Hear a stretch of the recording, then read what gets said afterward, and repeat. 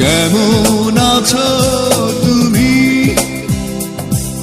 সুখী হতে পেরেছো কিনা জানতে বড় সাধু হয়।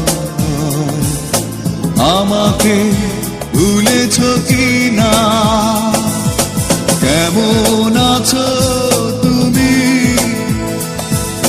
সুখী হতে পেরেছো কিনা জানতে বড় সাধু হয়। আমাকে ভুলেছো কিনা?